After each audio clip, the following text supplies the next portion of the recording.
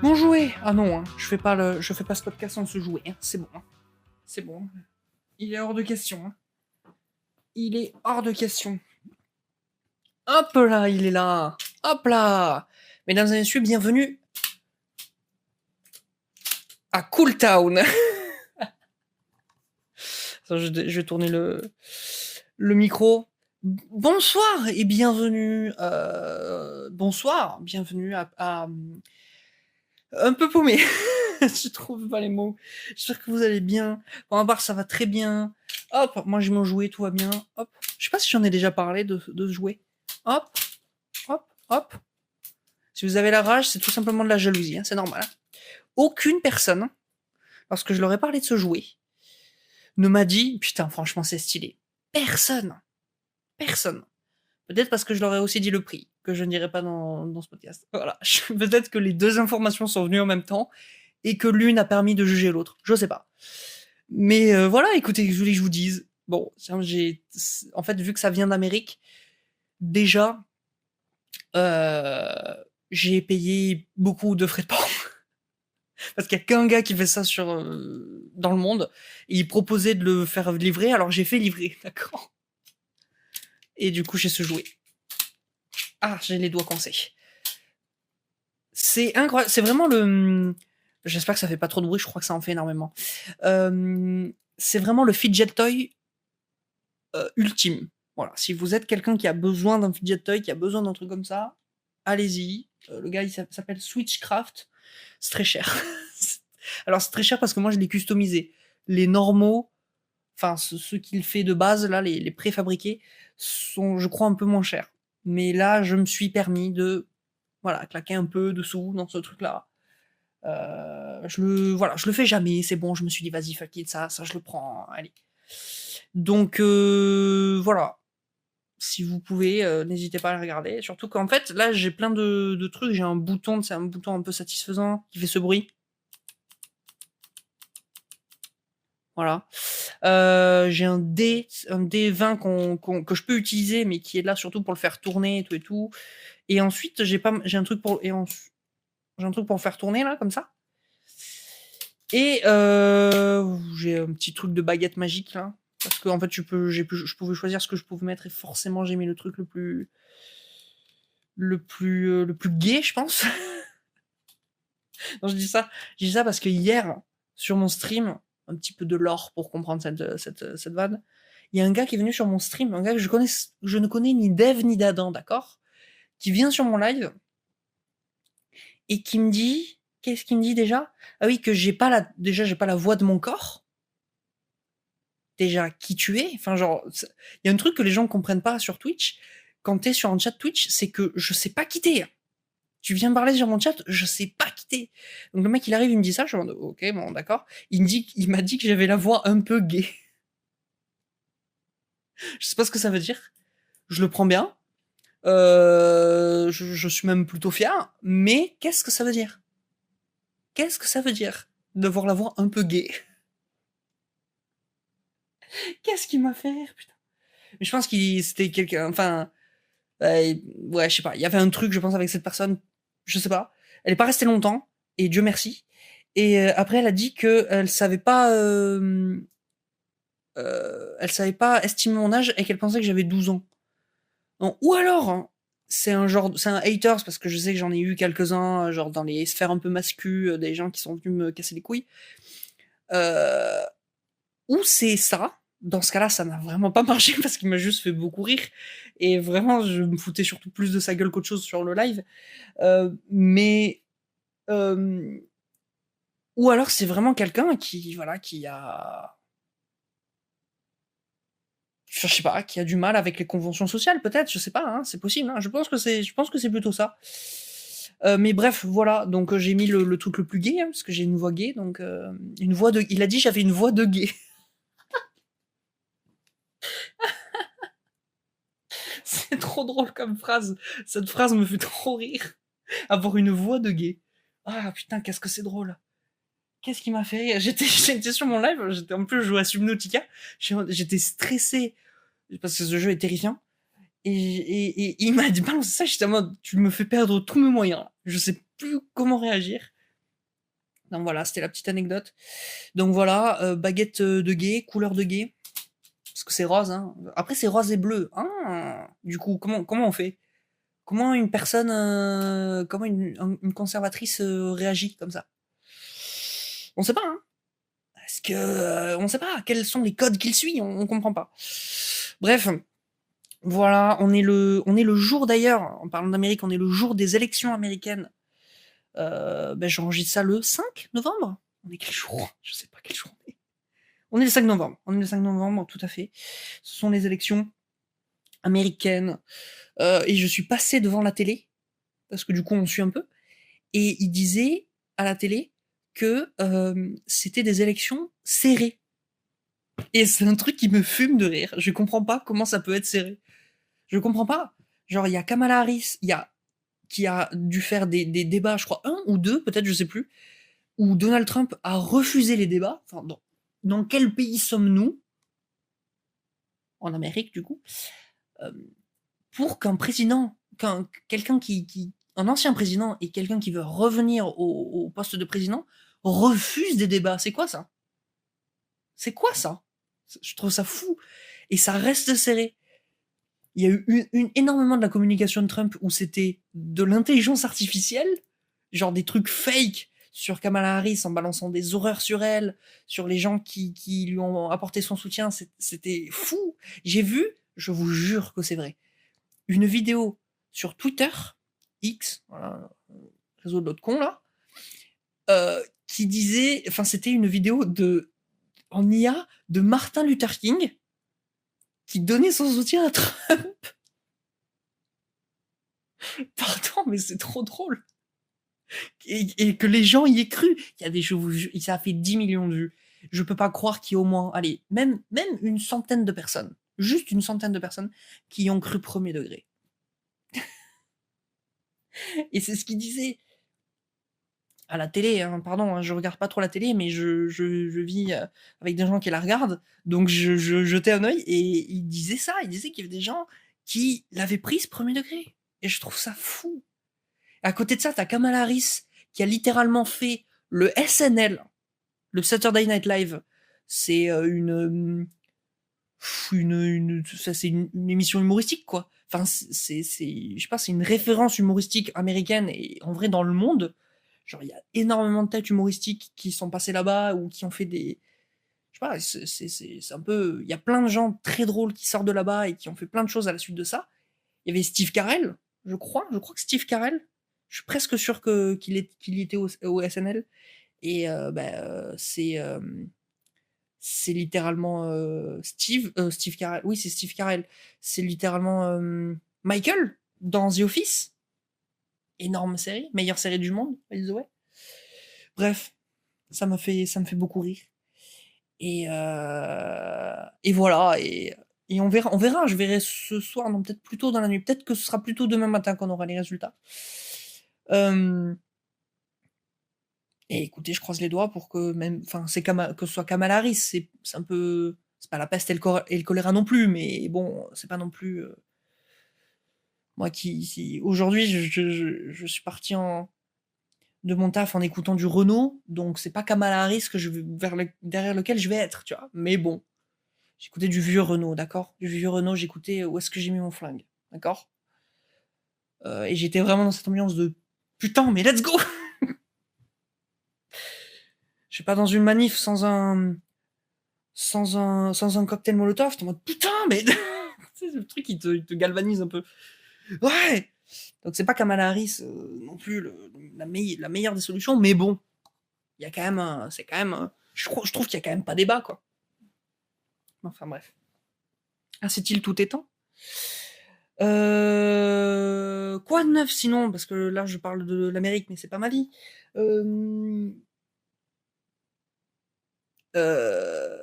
Qu'est-ce que j'ai fini? Oh ouais, mais hier j'ai terminé de tourner la prochaine vidéo. Tout est tourné. Oh, attendez, il y a mon téléphone qui a fait un bruit. Attendez, je vais voir. Ah non, c'est bon. Tout va bien, tout va bien. Ça m'a fait peur. Tout va bien. C'était rien. Je pense que j'ai reçu une notification.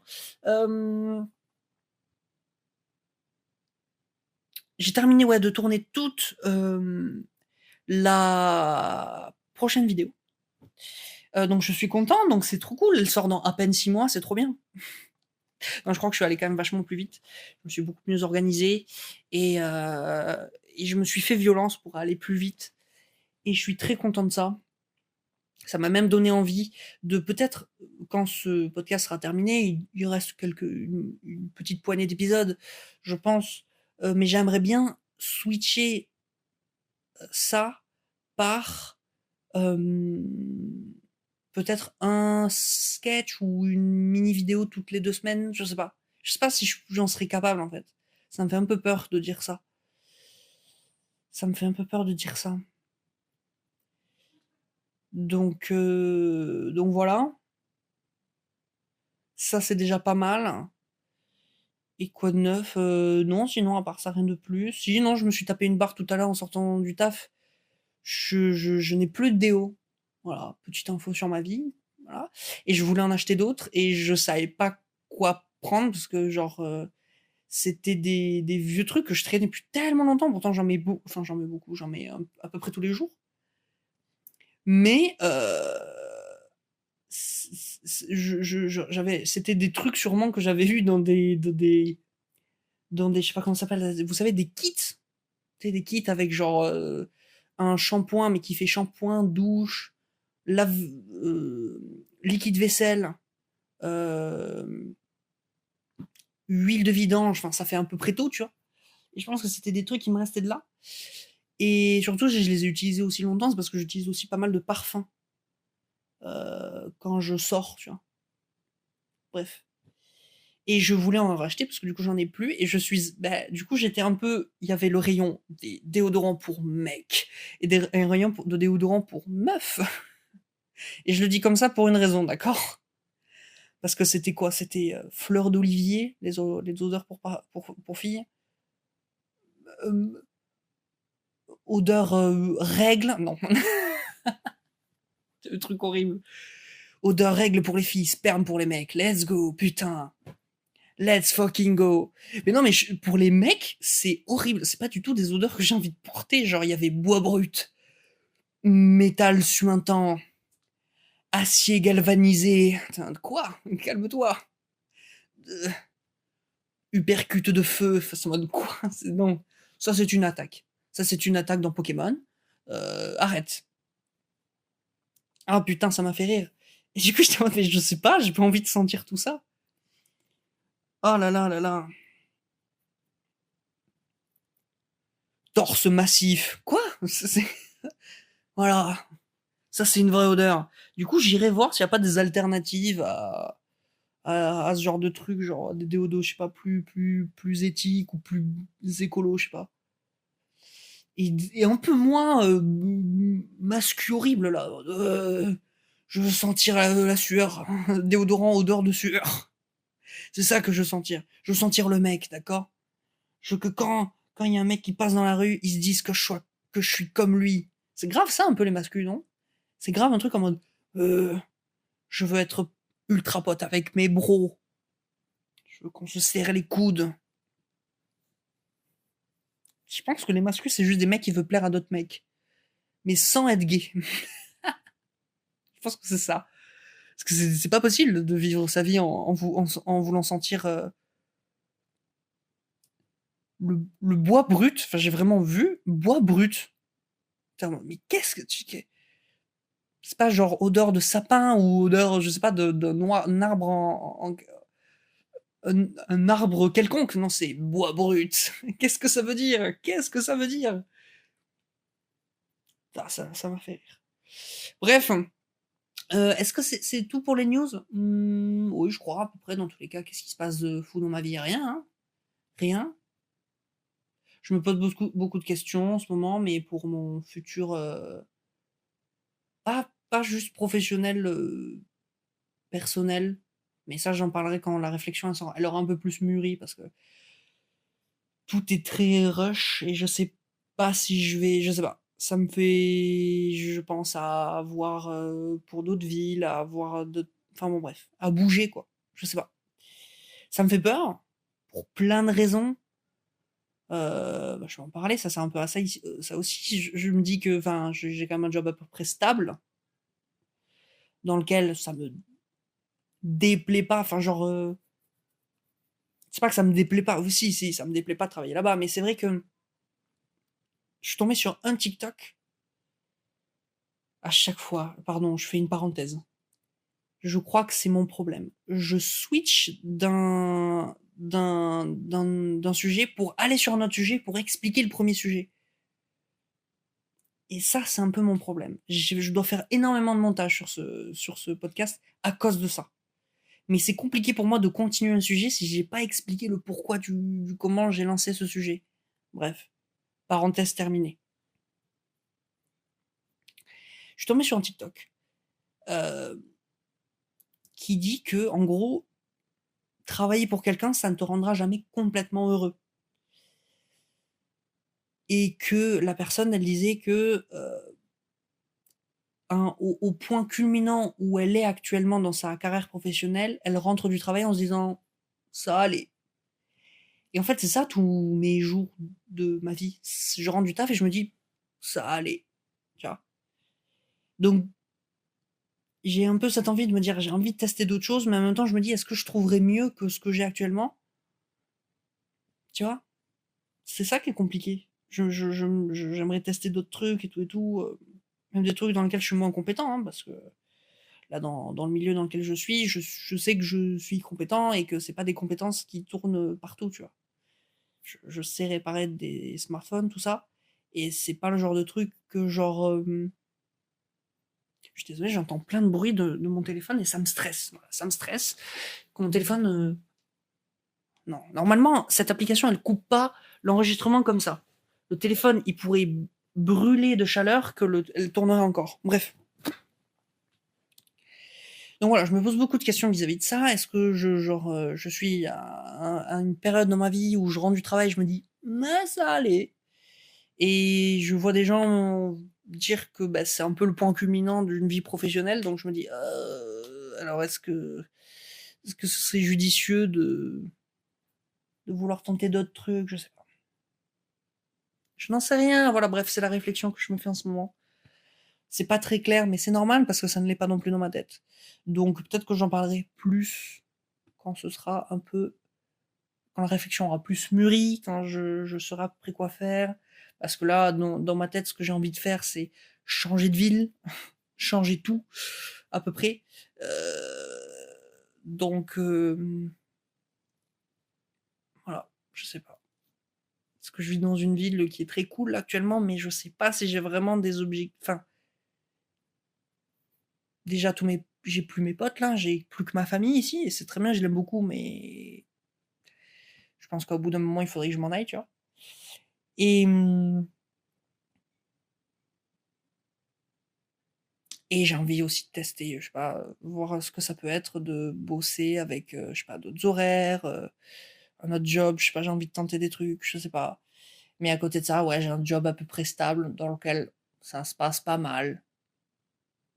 Tu vois, c'est un peu comme ça, tu vois.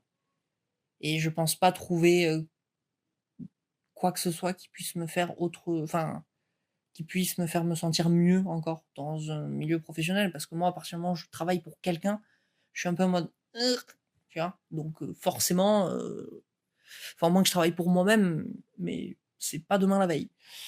Donc voilà, bref, voilà, c'était la petite réflexion. J'espère qu'elle a été claire, parce que je crois que toute la phase sur l'Amérique, là, avant, c'était pas forcément très clair non plus. Dans tous les cas, je suis un professionnel du montage et je saurais rendre ça clair. Vous n'imaginez pas à quel point le montage a sauvé les précédents, les précédents podcasts, hein. Vous n'imaginez pas. Bref, on lance l'application Debatium. Voilà. Peut-être un jour on changera d'appli. Il veut me faire payer. Of course, comme à chaque fois.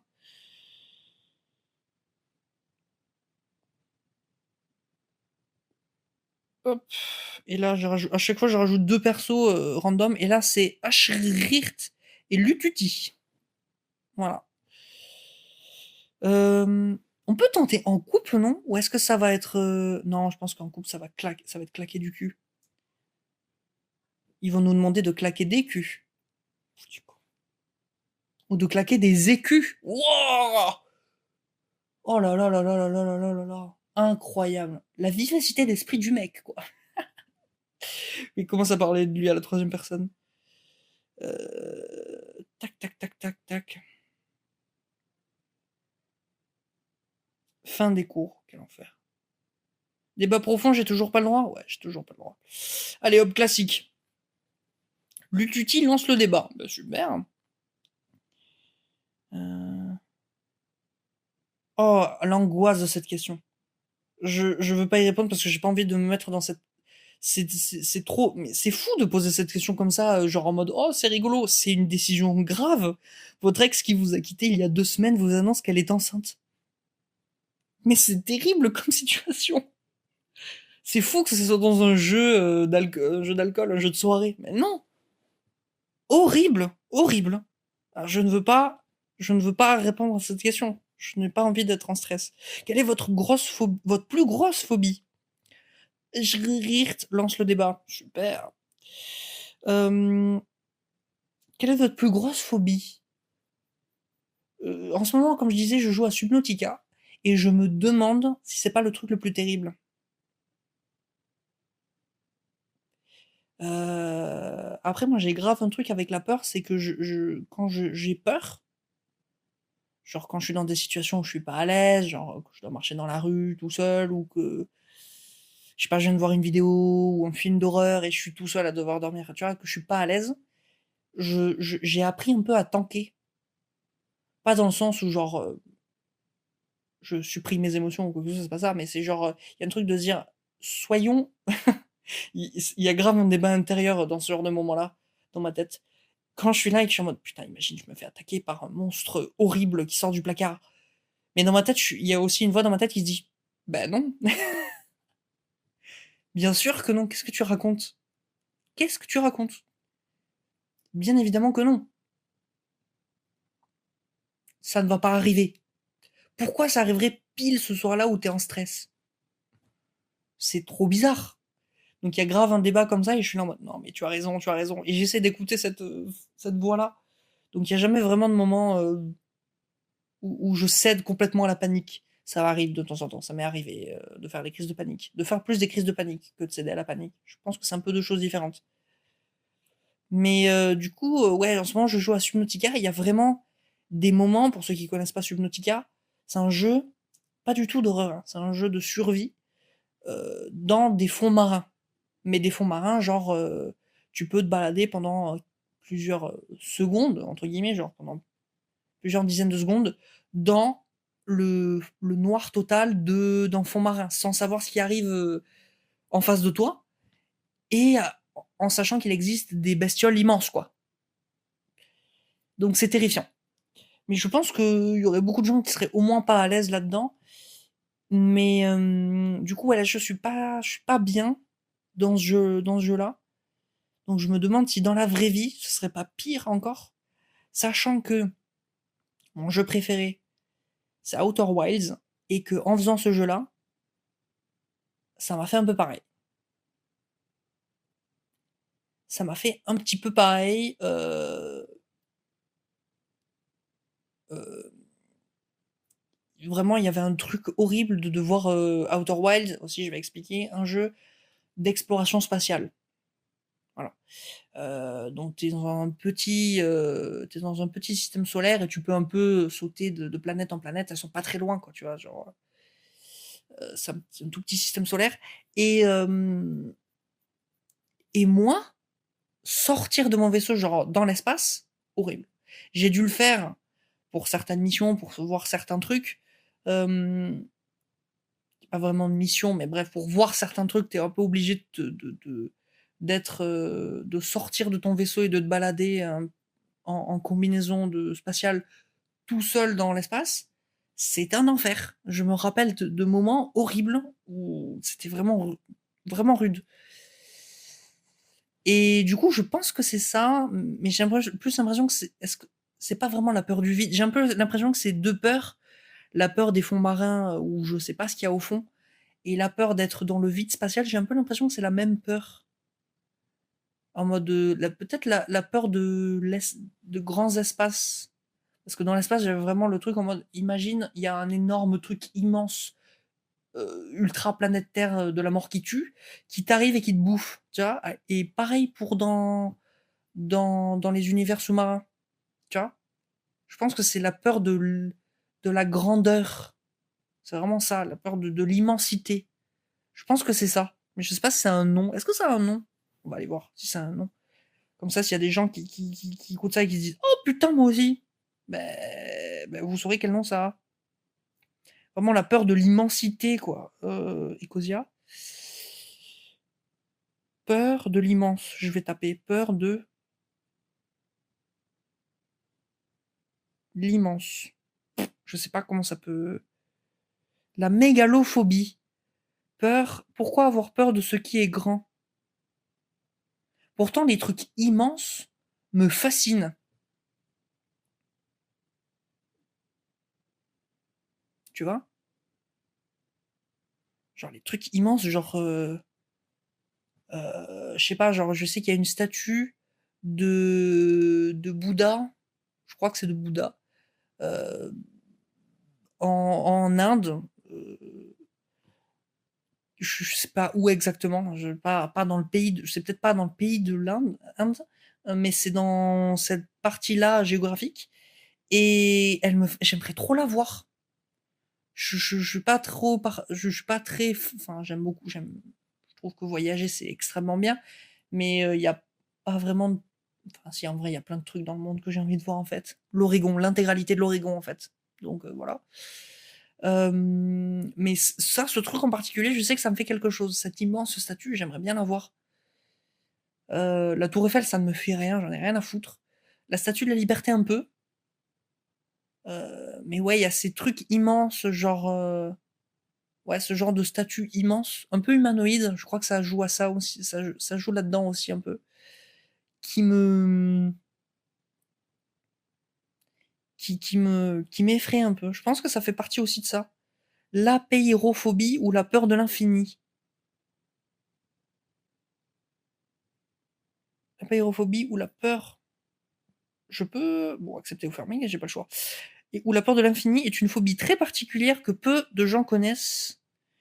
Une phobie est une peur intense et irrationnelle de certaines situations, objets, personnes ou activités qui est classée dans le DSM-5 comme un trouble anxieux. Ok. Et la peur excessive et irrationnelle de comprendre le concept de l'infini ou de l'éternité. Non, c'est clairement pas moi ça. C'est clairement pas moi. Et la mégalophobie, c'est quoi? Ah, purée de flûte. Ils veulent que j'accepte les cookies et j'ai l'habitude de dire ne pas accepter. Il s'agit de la phobie des grandeurs. Comment soigner la mégalophobie? Attends, si je tape mégalophobie, mégalophobie,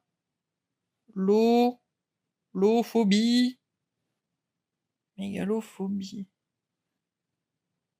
mégalophobia, tiens, tant qu'à y être, on y va, on tape en anglais, hein, on aura beaucoup plus de résultats. Mégalophobia, image. Ouais, ouais, il y a des trucs. Attendez, je vais record enregistreur d'écran. Média, démarrer l'enregistrement. Hop là, mégalophobia, donc c'est ça que j'obtiens. Ça, tu vois, celle-ci là à gauche, tu vois, j'aime pas. Ça, tu vois, j'aime pas. Ça, tu vois, j'aime pas. Pour ceux qui écoutent, on est vraiment sur un plongeur dans un fond marin avec un énorme iceberg à côté de lui, et vraiment, l'eau se devient de plus en plus sombre. C'est terrifiant.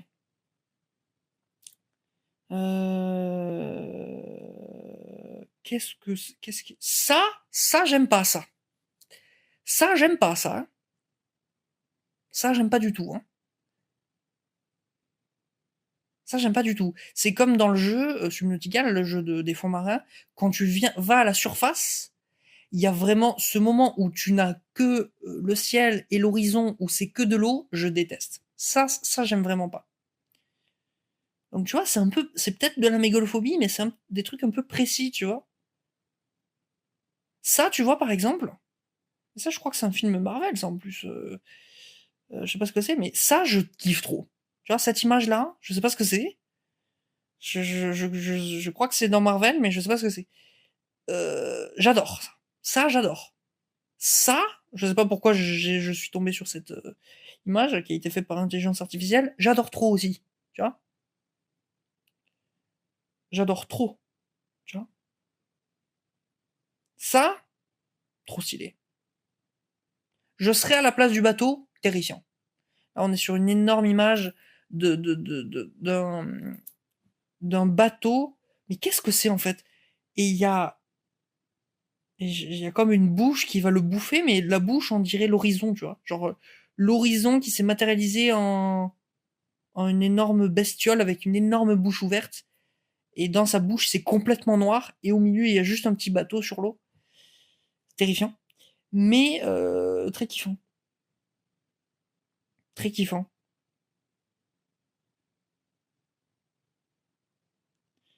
Ouais, tu vois, c'est pas forcément des trucs. Tu vois, il y a des trucs qui me font kiffer dans la mégalophobie. En tout cas, en fait, je pense que c'est juste quelque chose auquel, bon, j'arrête là, auquel je suis pas forcément insensible. Tu vois. Donc ça peut me faire peur comme ça peut me fasciner, je pense. Donc je pense que c'est ça ma plus grosse phobie. Je pense que c'est ça. Après, il y a plein de trucs auxquels, tu vois, genre, je suis pas très à l'aise avec les araignées. Je suis pas très à l'aise avec les serpents. Les serpents, ça me met vraiment pas bien du tout. Mais est-ce que c'est de la, tu vois, je sais pas, c'est de la phobie. Je ne sais pas, je n'en sais rien. Je ne sais pas. Je sais pas qu'est-ce qui peut être catégorisé comme phobie. Débatium, tu es où? Tu es là. Donc je dirais que c'est ça. Je vais en faire une autre quand même, parce que là, ça fait déjà 32 minutes, mais j'ai beaucoup parlé au début. Et j'aimerais bien répondre à plus de questions. Si vous pouvez voyager dans le temps, où iriez-vous et pourquoi? Hmm, Ça m'étonnerait que j'aille dans le passé, ou alors pour voir des grands événements, mais moi je crois que j'irai voir juste surtout des grands événements. Genre, je me suis souvent posé cette question-là. Si on pouvait voyager dans le temps, où irez-vous? Je pense qu'il y a beaucoup de gens qui se posent la question. Et pourquoi? Moi, il y a un truc qui me fascinerait de voir, ce serait la fin de l'humanité. La fin la fin de l'humanité, ou en tout cas de l'humanité au moins sur Terre, je sais pas. À quoi elle ressemblerait? Ça me fascinerait de voir comment ça finit en fait. Je parle pas de ma vie en soi, comment elle finit, j'en ai rien à branler. Mais la fin de l'humanité, ça me fait kiffer. Et ça, je pense que ça me vient d'un truc d'il y a longtemps. J'ai fait un rêve il y a longtemps où c'était ça m'a encore marqué aujourd'hui. C'est un rêve que j'avais fait quand j'étais jeune. Et dans ce rêve-là, je regardais la télé et à la télé, c'était les informations. Et les informations nous montraient des images du soleil. Le soleil qui était devenu une genre d'énorme spirale, qui avait perdu complètement sa forme de boule et qui aspirait tout. Et du coup, ben, c'était les derniers instants jusqu'à ce qu'on se fasse aspirer par du coup le soleil qui est devenu une énorme spirale. Et il m'a énormément marqué ce rêve. Et je crois que depuis, je suis un peu en mode, eh putain, comment on va die? Comment l'humanité? Est-ce que bah, ça va être le soleil qui va nous fumer parce qu'on va survivre jusqu'à ce que le soleil... ça m'étonnerait, hein, vu tout ce qui se passe en termes de réchauffement climatique et le fait que Trump puisse potentiellement passer dans le pays le plus influent de cette planète, on sait pas. On sait pas, c'est moins sûr. Euh, euh, je suis pas sûr, mais est-ce que ça va être ça? Est-ce que ça va être juste des guerres? Est-ce que ça va être des guerres atomiques? Tu vois, j'en sais pas. Genre, j'aimerais bien voir en étant dans une petite bulle indestructible. Hein. Parce que moi, je veux revenir après. Hein. Je veux pas mourir à ce moment-là. Hein. Je veux juste voir.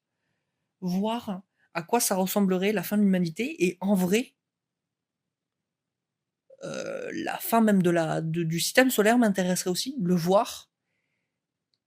Peut-être aussi la fin de l'univers. Parce que techniquement, il y aura la fin de l'univers. Ça aussi, ça m'intéresserait beaucoup. La fin et peut-être le début de l'univers, tu vois. Je suis en train de réfléchir et plus je réfléchis, il y a des trucs qui me viennent. Le début de l'humanité, bizarrement, j'en ai rien à foutre. Mais le début et la fin de l'univers, j'ai bien envie de les voir. En étant, bien safe dans une petite bulle, indestructible, qui survivrait au temps, à l'espace et à tout ce que tu veux. Donc ce serait ça que j'irais voir, la fin de l'humanité. En premier, ce serait la fin de l'humanité, parce que ça m'intéresse trop. Voilà. Et peut-être, j'irai voir des pivots. J'essaierai de me balader un peu dans le futur pour voir s'il y a des pivots de l'humanité, voir qu'est-ce qui se passe, s'il y a des gros changements énormes de l'humanité, j'aimerais bien les voir, tu vois. Plus des points précis, tu vois, plus que je sais pas, la vie, comment c'était dans les années 1700, je m'en fous un peu. Je m'en fous un peu. Peut-être des points pivots. Peut-être la prise de la Bastille, un peu stylé, tu vois, un peu cool. Des points un peu intéressants de l'histoire. Même si la prise de la Bastille, tu vois, je m'en branle un peu, tu vois. Ah, je l'ai dit parce que c'est un point un peu pivot de l'histoire, mais en vrai, je crois que je m'en branle. Je crois que je m'en branle. Je m'en branle de le voir. D'accord. Je suis très content que ça ait eu lieu, tu vois. Non, en vrai, je m'en branle pas. Tu vois, c'est pas vrai. Parce qu'en vrai, ça doit être ça doit être un moment de ouf. Tu vois. Un moment de ouf dans lequel ça doit être. Je pense que je m'y plairais beaucoup. Ou peut-être pas. Peut-être pas. On sait pas. Bref, est-ce que je fais une autre question? Qu'est-ce qui vous énerve le plus dans la vie de tous les jours? Oh putain. Oh là là. Est-ce que j'y réponds? J'ai un peu envie d'y répondre. Je vais pas vous mytho. Qu'est-ce qui m'énerve le plus dans la vie de tous les jours? Je crois que la colère, la colère des gens. Genre, aujourd'hui, j'ai eu un collègue qui était extrêmement colérique. Il est un peu tout le temps.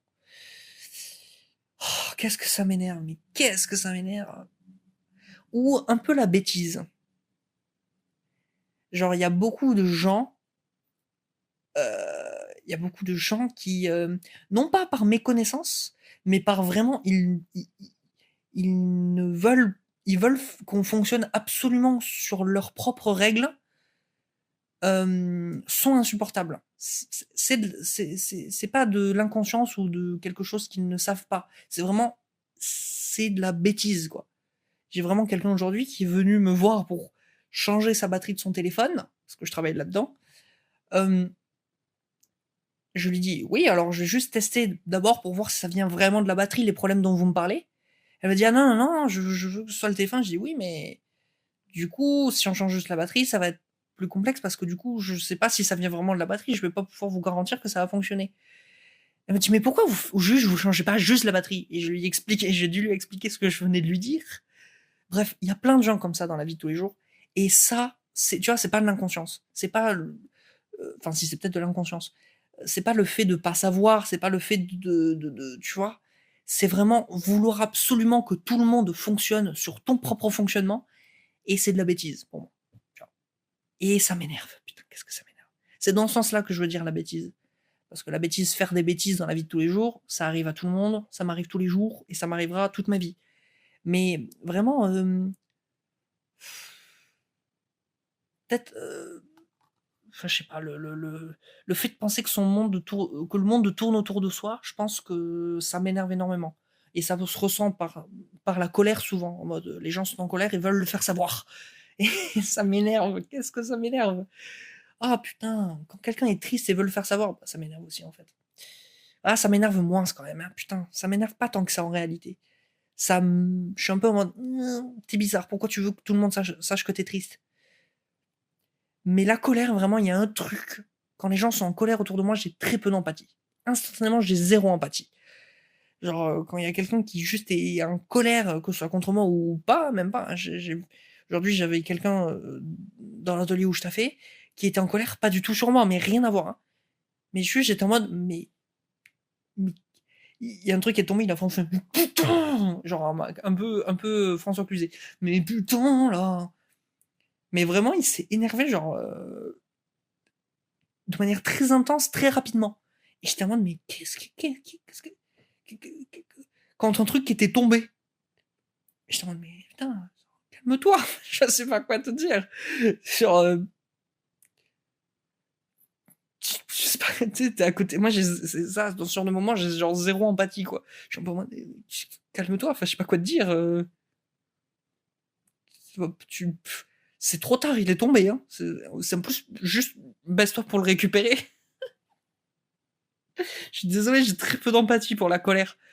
Donc voilà. Mais après, c'est peut-être parce que j'ai un gros passif de quelqu'un de très colérique. Moi, j'étais quelqu'un de très colérique et très, susceptible quand j'étais jeune et ça a été un gros travail de pendant longtemps ça a encore fait du bruit et je ne vais pas me lever pour aller voir, je vais être plus fort que ça. Je crois que c'est bon, que ça continue d'enregistrer. J'étais quelqu'un de très susceptible et du coup, je pense que je me suis tellement battu contre ça que maintenant quand je le vois chez quelqu'un d'autre, je suis un peu en mode: «Non! Non, non, s'il te plaît, non». Mais enfin bref. Bon écoutez, on a fait un bon podcast là aujourd'hui. On a bien enregistré. Je crois que je manque ou de sucre, ou il faut que j'aille manger, ou je suis fatigué, je sais pas, l'un des 3, 4. Car j'ai d'énormes fourmis dans les mains. Je pense qu'il faut que j'aille manger. Il est 20h51, ça, c'est pas trop tard. Bref. Mais écoutez, on va se laisser ici. Voilà, je suis un peu fatigué là d'un coup, j'ai un coup de barre là d'un coup. Merci énormément d'avoir regardé ce podcast, de l'avoir écouté. Je vous fais des bisous, portez-vous bien, faites très attention à vous. Et on se retrouve très vite, dans 2 semaines, pour notre podcast. Je pense qu'il y en a encore quelques-uns. Voilà. Pour l'instant, j'ai pas de projet pour le remplacer, donc tant qu'il n'y a pas d'autres projets, il y aura de ce podcast. Mais je pense qu'on est sur la fin quand même. Bref, des bisous, portez-vous bien, faites attention à vous. Et à très vite. Ciao, ciao.